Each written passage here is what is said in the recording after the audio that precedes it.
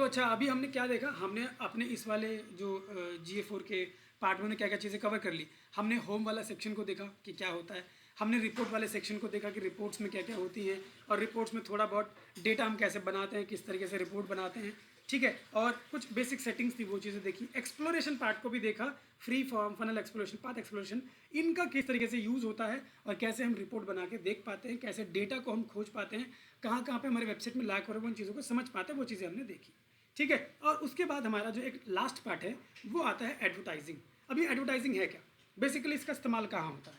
Advertising वाले part का इस्तेमाल हम तब करते हैं जब हमारा ई-कॉमर्स वेबसाइट हो, ठीक है, हम गूगल ऐड चला रहे हों, हम फेसबुक ऐड चला रहे हों, ठीक है, या हमने मेटा ऐड भी रन किया है, ठीक है। तो हमने इस तरीके जब हम लोग ऐड वगैरह रन करते हैं, ऐड रन करने के बाद उसके थ्रू हम अपने डेटा को एनालाइज करना चाहते हैं, तो ये हमारा उसके लिए होता है। एडवर्टाइजिंग का मतलब यही है कि अगर आप अपने एनालिटिक्स में उस डेटा को अलग से ट्रैक, समझना, उसको डिटेल एनालिसिस करना चाहते हो, तो आप एडवर्टाइजिंग वाले सेक्शन में जाते हो, ठीक है। तो यहाँ एडवर्टाइजिंग वाले सेक्शन में आते हैं।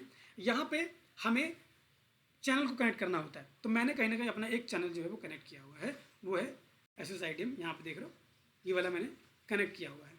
तो यहाँ पे आप चाहो तो यहाँ पे आपके पास और भी ऑप्शंस आते हैं, ठीक है। फर्स्ट टाइम जब आप आओगे तो हो सकता है कि आपको यहाँ पे कोई चैनल दिखाई ना दे।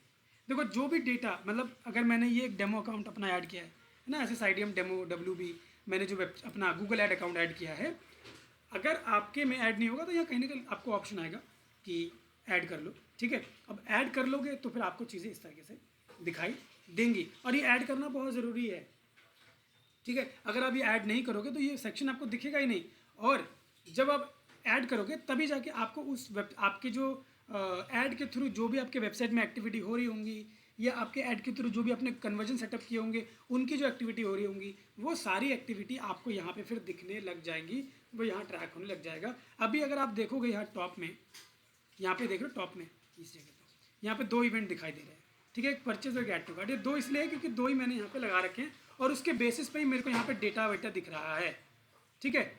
यहाँ पे उसके बेसिस पे डेटा दिख रहा है, बहुत कम दिख रहा है क्योंकि वो एड्स वाला डेटा नहीं दिखा रहा है, हमने रखा ही नहीं है, क्योंकि यहाँ पे हमारा ये इवेंट आप देख रहे हो, कन्वर्जन सेटअप हमने लगाया ही नहीं है, इसलिए कुछ है ही नहीं।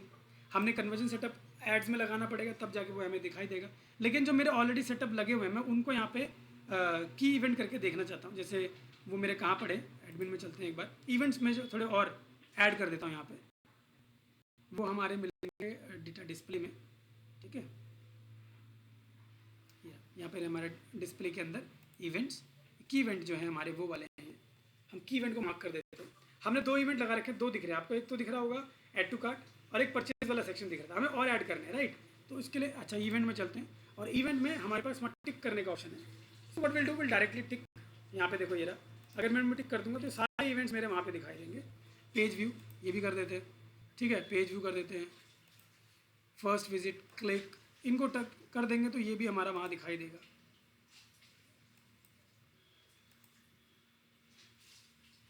ये सेशन स्टार्ट, तो डेटा हमें थोड़ा सा दिखाई देगा, इसलिए मैं इनको टिक कर रहा हूँ, ठीक है। यहाँ पे हमने कर दिया। अब अगर आप एडवर्टाइजिंग सेक्शन में आओगे तो ये वाले सेक्शंस भी हमें कहीं ना कहीं देखने को मिलेंगे, ठीक है। अब यहाँ देखो, आपको यहाँ पे इतने सारे दिखने लगे, पहले नहीं था ना इतना, अब इतने सारे दिखने लगे। तो ये डेटा आपको तभी दिखता है जब हमारे वो की इवेंट, हमारे कन्वर्जन जो सेटअप है वो दिखे। तो यहाँ अब बात आ रही थी कि भाई ये वाले पार्ट को हम तभी यूज़ करते हैं जब हम लोग कि ऐड वगैरह रन किए हो हमने, और हमारा ई-कॉमर्स वेबसाइट हो, ठीक है। तो एडवर्टाइजिंग का मतलब यही है कि भाई आपका डेटा आप उस लेवल पे एडवर्टाइजिंग के कन्वर्जन के हिसाब से थोड़ा डीप एनालाइज कर सको, थोड़ा समझ सको, थोड़ा चेक कर सको, ठीक है। अब अगर मुझे यहाँ पे सिर्फ परचेज वाले इवेंट को देखना हो तो मैं यहाँ पे इस पर क्लिक करके अप्लाई कर दूंगा, और मैं सिर्फ परचेज वाले डेटा को ही यहाँ से क्रॉस चेक करूँगा। यहाँ पे मेरे परचेज के हिसाब से ये मेरा पूरा जो रिपोर्ट है वो दिखाएगा। ये की इवेंट दिखा रहे, रेफरल, ऑर्गेनिक दिखा रहा है, किस तरीके से डेटा है, की पाथ करके यहाँ पे हमें दिखा रहा है, ठीक है। तो ये थोड़ा इस तरीके से हमें डेटा जो यहाँ पे देखने को मिलता है। अगर हम सारी चीज़ों को कर लें यहाँ से सिलेक्ट, जैसे ये अप्लाई, अब यहाँ नीचे आएंगे तो हो सकता है कि हमें थोड़ा सा और डेटा हमें यहाँ पे देखने को मिले। फिलहाल ये इनको यहाँ पे नहीं कर रहा है रीड, तो यहाँ पे हम आते हैं एक बार एट्रीब्यूशन के अंदर। एट्रीब्यूशन के अंदर देखते हैं एट्रीब्यूशन पाथ, कैसे कैसे क्लिक होकर लोग हमारे वेबसाइट में किस तरीके की एक्टिविटी कर रहे हैं, वो चीज़ें हम यहाँ पे देखते हैं। तो यहाँ आप देख रहे हो रेफरल का ही है। यहाँ पे देखो इस तरीके से हमें ज़्यादातर रेफरल ही है, क्योंकि नया है डेटा हमारे पास उस तरीके से यहाँ पे है नहीं, इसलिए हमें अच्छे से इन रिपोर्ट्स को यहाँ समझने में थोड़ी दिक्कत आएंगी। ठीक है, यहाँ पे रेफरल मतलब रेफरिंग लिंक है। ठीक है, डायरेक्ट कोई हमारे जो लोग हैं वो नहीं आए हैं तो उसका नहीं दिख रहा है।